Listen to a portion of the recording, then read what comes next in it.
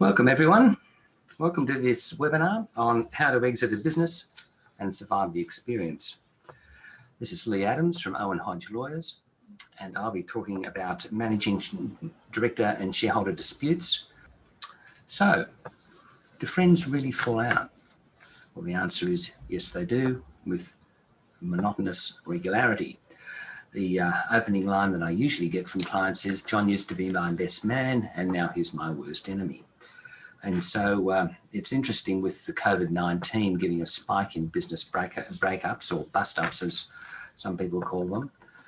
Even though that's subsiding, there's this lingering issue of, well, how do you manage these experiences? And so we're going to have a look at the key issues to consider when dealing with shareholder disputes. And of course, the key issues that tend to be at the fore in relation to these sort of disputes are things like access to information and a lack of satisfaction, a lot of dissatisfaction with the decisions at board and management levels. One shareholder or the other, or maybe several, are unhappy with the decisions of the board and management decisions. There can be frustrations with certain actions of the business partners, that they're doing things they shouldn't be doing or not doing things that they should be doing. And so the issue is that people generally come to me about, and I have two questions. One is either, how can I get out of this and be paid for it? Or secondly, how can I force the others to leave? And then how do I raise the money to pay them out? So one thing that is also very common in this scenario is the issue of being an aggrieved investor. The investor comes into the business arrangement, they've got the money, the other people that they've joined ranks with have the experience, and by the time I hear the story, it's the investor who has the experience and it's not a happy one, and the other people have the money. One of the key issues for investors is to ensure, if you can, sometimes the deal doesn't provide for it and it's inappropriate to provide for it, but a starting point should be for the investor to seek to have a majority ownership and majority decision-making control. People are busting to get into an agreement, and why shouldn't they? It's a good opportunity. Let's go get into it and make it work, and we can all make money. But they fail to ask the second question, which is, once I'm in it, how do I get out of it? How do I exit? What's my exit strategy? Now, there are a lot of options for available to people in business arrangements without court intervention. People say to me, I've got trust and I've got confidence. I'm in business with John or Philippa or others, and we've known each other for years. There's nothing that John or Philippa or whoever would do to harm me. That's the trust element. Of course, that's the bedrock of all business relationships. If you don't have trust, don't get involved. And the confidence is misguided where there's no written agreement or well-drafted, well-crafted business agreement. Compare trust and confidence with clarity and communication. That's what a business document does. It clarifies and communicates the arrangement. It sets out what people are to do. There's communication and confidence. And a good business agreement allows for an understanding of the arrangement. It provides for an understanding of who operates and governs the legal entity. Make sure the final document is signed and dated. Many times the final signed and dated copy can't be located, or there's an unsigned copy, or signatures are missing, or a date's missing. It's really important to keep that document. Seek board representation on the board, as I've said, is very important. And understand the obligations of the directors. What are they to do? What are the obligations of the directors? What are the obligations of the employees? And more to the point, how did the directors propose to perform their obligations? What are they going to be doing? What are the KPIs? And what are the applicable timeframes? Over what period of time are we expecting you to do this? Over what period of time are you expecting me to do that? And what are the remedies for non-performance? Is there going to be a buyback of the shares, or is there going to be a cancellation or forfeiture of the shares, or is there going to be a sale or transfer of the shares? If there's going to be a transfer of the shares, how many? At what price? Over what time period? Is interest going to be payable? What are the trigger events for that? And of course, rights to appoint and replace key management personnel is also very important. Sometimes you can employ somebody who looks great on paper and just doesn't perform for reasons that no amount of vetting would have discovered. A recent example in relation to the sale of shares was a situation where I was acting for the vendor and payment was to be made, the shares was to be made over time. And the purchaser said, I don't want to give you a security agreement, trust me. And we said, well, that's all very fine. You're a nice person, nice people, but we do need security. And we eventually got the security. And the purchaser eventually went bust.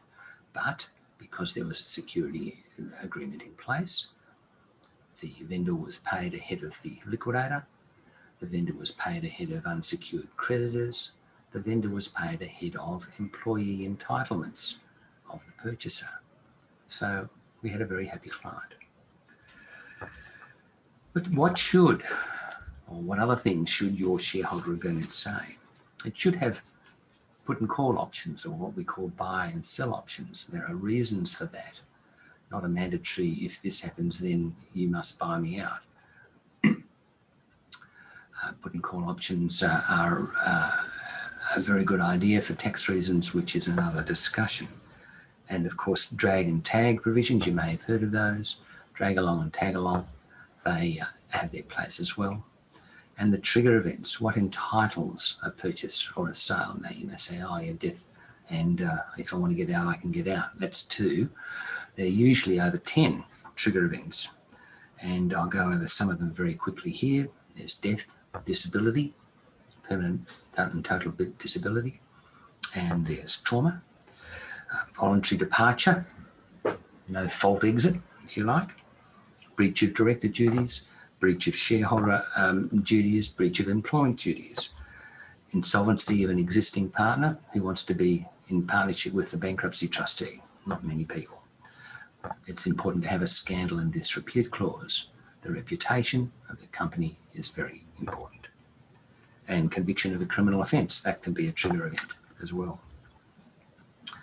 It's important to have insurance for the insurable trigger events, death, disability and trauma, because there's your money.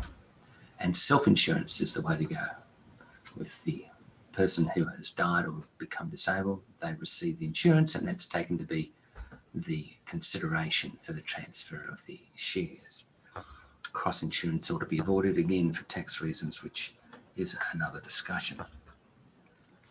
People downplay restraints of trade and confidential information clauses. There was one clause that we came across recently which said this: the exiting partner will not, for a period of 6 months, undertake any of the restraint activities during the restraint area for the restraint time. Now, the words restraint time were not defined. Well, you may say, of course it was defined, it was 6 months.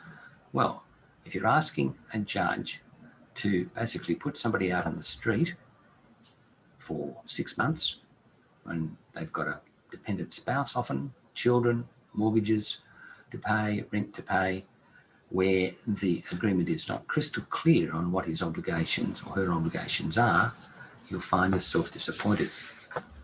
Make sure that the agreement is read and understood before it gets signed. And that brings us to the sign in haste, repent at leisure concept.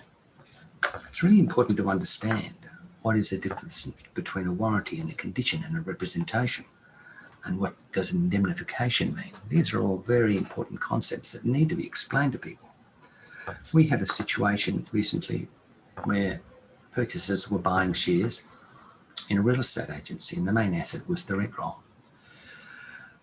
And the contract provided for a 6-month period, a retention period, where $250,000 was to be retained by the vendor's solicitors in their trust account for 6 months. And after 6 months, the parties would look at the lie of the land and see whether or not the rents and rent rolls that were warranted as being correct on the date of settlement were still correct. And so there was to be an adjustment for the drop-off over the first 6 months. And the adjustment was to be made by way of a refund to the purchaser of a sum up to $250,000, which was held in the vendor's solicitor's trust account. And of course, the parties 6 months later couldn't agree on anything. They couldn't agree on whether the rent roll that they were starting from was the correct rent roll. They couldn't agree on what had dropped off and why. The purchasers were very anxious about it because it was just another thing that they had to attend to. They'd inherited 22 employees. There were issues there. They were getting used to the business still after 6 months. It was a big business. They had software that they were trying to get on top of, and it was all too much for them. And they said to their solicitor, look, just refund $200,000, just give it to the vendor, and we'll just keep 50. And we're thinking to themselves that they could come back and look at the issue later when they had clearer minds and some of the other issues that concerned them were no longer issues. Now, of course, when you sign things, the court says generally that's the end of it. And there are only a limited number of ways that the court will reopen a contract and say, well, I know you signed it, but we'll let you back in.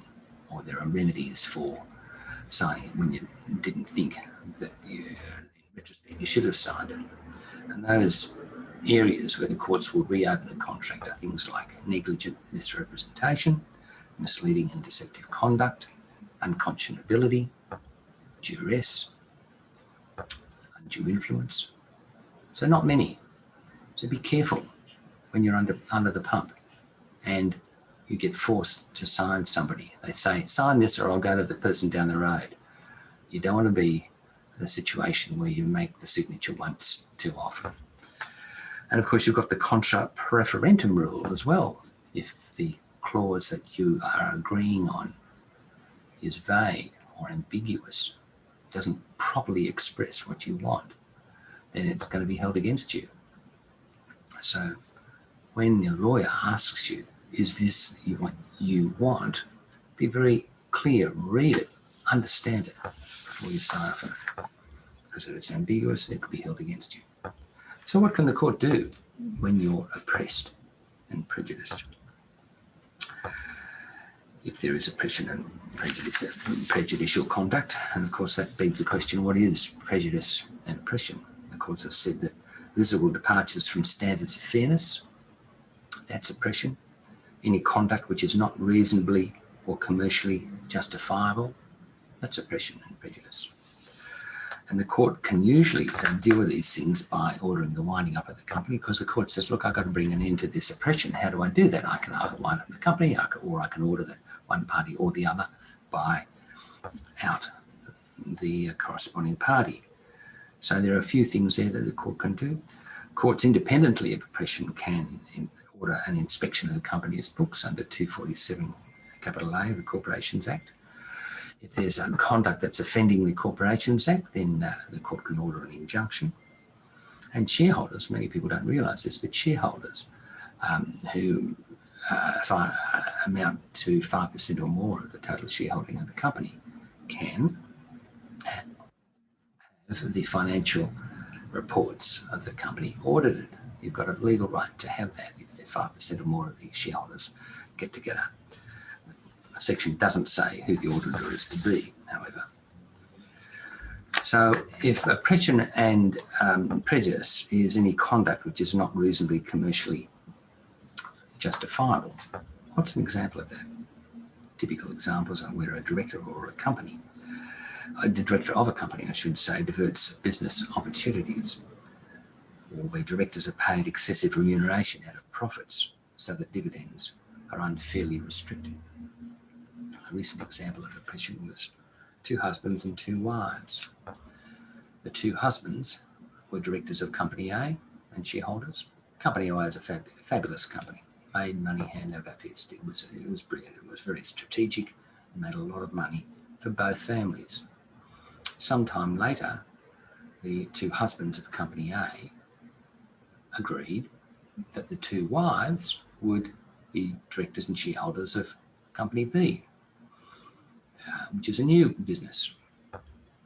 And Company B was losing money, and Company A said, that's okay. We will fund Company B $5,000 a week just to get it back on it, or not back on its legs, but get it on its legs. And we think that it's got a great future, so we'll fund it for a little while. So Company A, which was very profitable, funded Company B, which was very unprofitable, not just for a few months, but for 4 years. After 4 years, one of the directors of Company A said, I don't want to do this anymore. This is costing us $5,000 a week. The Company B is a lemon. I want out. I want a resolution stopping the funding. And his wife, who was one of the directors of Company B, said, I don't want to do this anymore. Company B is a lemon. I want to wind it up. It's costing, it's a waste of time. It's costing Company A a lot of money. But neither the husband in Company A who wanted the funding to cease, nor the wife in Company B that wanted Company B wound up, could get a resolution doing either of those things. That's oppression. That's prejudice. Tactics in navigating shareholder disputes. Well, we've seen that there is issues such as selling a business, splitting the business up, negotiating a share sale on terms. You can have buyback of nominated shares, and mediation is something that ought to also be explored. And that brings an end to this very brief presentation on how to manage the exit from a business arrangement.